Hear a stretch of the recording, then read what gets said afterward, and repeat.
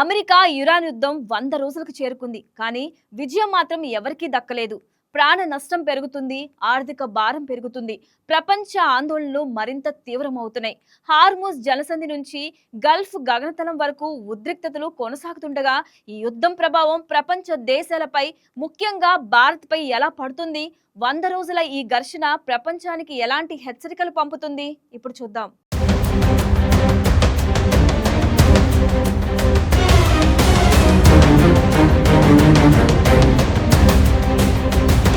America Iran మధ్య మొదలైన ప్రత్యక్ష ఘర్షణ 100 రోజులకు చేరుకుంది. జూన్ 7, 2026 నాటికి ఈ యుద్ధం ఎటువంటి స్పష్టమైన విజేతను తేల్చలేకపోయింది. యుద్ధ విరమణ చర్చలు నిలిచిపోవడం, హార్మూజ్ జలసంధి వద్ద పెరుగుతున్న ఉద్రిక్తతలు ప్రపంచ దేశాలను కలవరపాటుకు గురిచేస్తున్నాయి. ప్రత్యేకించి ఇంధన మార్కెట్లు ఈ పరిస్థితుల నేపథ్యంలో తీవ్ర ఒడిదుడుకులను ఎదుర్కొంటున్నాయి. రెండు దేశాల మధ్య సాగుతున్న ఈ పోరులో గెలుపోటములపై చర్చ కంటే దీనివల్ల సంభవిస్తున్న నష్టాలే ఇప్పుడు అంతర్జాతీయంగా ప్రధాన అంశంగా మారాయి.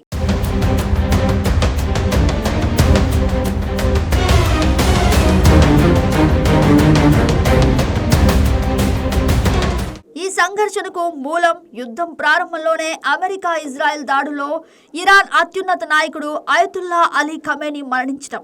ఇది ఆ ప్రాంతంలో పెనుమార్పులకు దారితీసింది. లెబనాన్, గల్ఫ్ దేశాలకు ఈ యుద్ధం విస్తరించడం వల్ల భౌగోళిక రాజకీయ సమతుల్యత దెబ్బతింది. లక్షలాది మంది ప్రజలు నిరాశ్రయులు కాగా వేల సంఖ్యలో ప్రాణ నష్టం సంభవించింది. అమెరికాకు ఈ యుద్ధం వల్ల జరుగుతున్న ఆర్థిక నష్టం $100 బిలియన్ ఉంది. దీని ప్రభావం ప్రపంచ ఆర్థిక వ్యవస్థపై తీవ్రంగా పడుతుంది.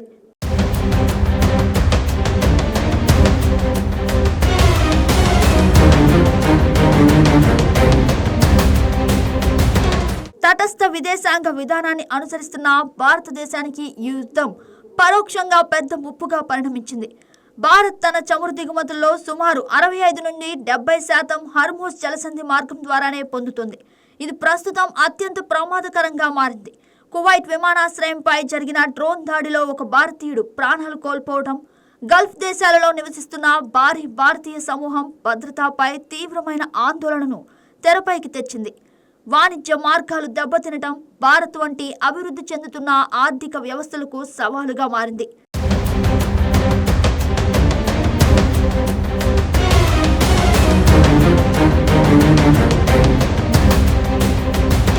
ప్రస్తుతం దౌత్యపరమైన సంక్షోభం తీవ్రంగా ఉంది. పాకిస్తాన్ మధ్యవర్తిత్వంలో ఏప్రిల్ నెలలో కుదిరిన కాల్పులు విరమణ ఒప్పందం ఇప్పుడు అటకెక్కింది. అమెరికా ప్రతినిధులతో చర్చలకు ఇరాన్ నిరాకరిస్తోంది. బంతి ఇప్పుడు ట్రంప్ కోర్టులోనే ఉంది అంటూ ఇరాన్ తన పాత డిమాండ్లను ముందు ఉంచుతుంది. ముఖ్యంగా స్తంభించిపోయిన తమ విదేశీ ఆస్తులను విడుదల చేయాలని, లెబనాన్లోని శాంతిని నెలకొల్పాలని ఆ దేశం షరతులు విధిస్తోంది.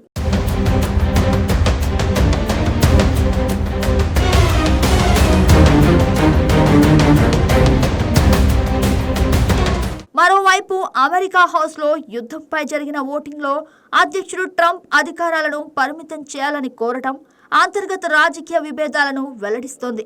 ఆర్థికంగా కూడా ఈ యుద్ధం వాషింగ్టన్ను వేధిస్తుంది.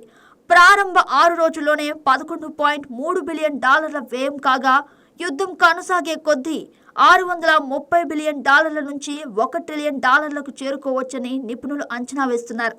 ఇంధన సరఫరాలో అంతరాయాలు ఏర్పడడంతో పెట్రోల్ ధరలు బ్యారెల్కు $100 స్థాయిని దాటి చమురు మార్కెట్లను భయాందోళనకు గురిచేస్తున్నాయి. యుద్ధ ఖర్చులే కాక ఇంధన ధరల పెరుగుదల ప్రపంచవ్యాప్తంగా నిత్యావసరాల ధరల పెరుగుదలకు దారితీస్తోంది.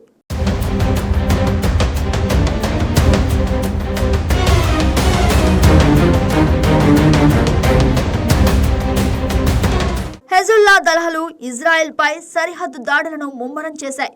ఇజ్రాయెల్ దళాలు లెబనాన్ భూభాగంలో సైనిక చర్యలను కొనసాగిస్తున్నాయి.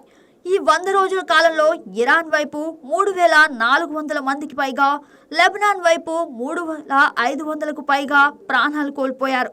ఇటువంటి పరిస్థితుల్లో ఏ దేశమూ ఒక నిర్ణయాత్మక విజయానికి చేరుకోలేరు. కేవలం ఒకదానిపై ఒకటి ఆధిపత్యం ప్రదర్శించేందుకు ప్రయత్నిస్తున్నాయే తప్ప యుద్ధం నుంచి బయటపడే మార్గాలను ఎవరూ అన్వేషించడం లేదు. దీనివల్ల మానవతా సంక్షోభం మరింత ముదురుతోంది.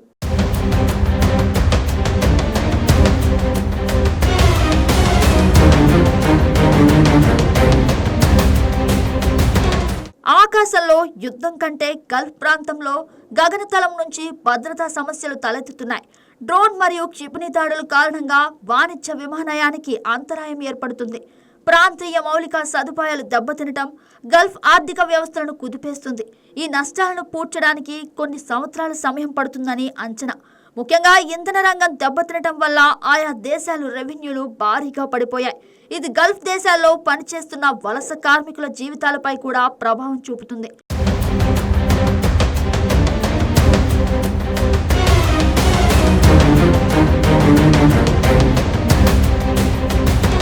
యుద్ధం 100 రోజులను దాటినా ముగింపు మాత్రం మృగ్యమైంది. చర్చలు ఎటువైపు సాగుతాయో తెలియని పరిస్థితి నెలకొంటుంది.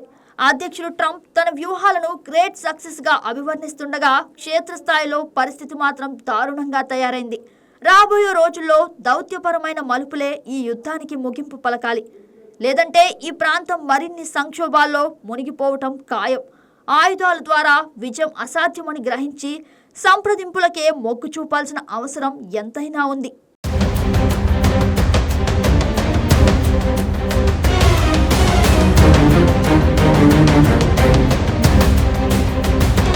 వంద రోజుల యుద్ధం, వేలాది ప్రాణ నష్టాలు, $100 బిలియన్ ఆర్థిక భారం అయినా పరిష్కారం మాత్రం కనిపించడం లేదు.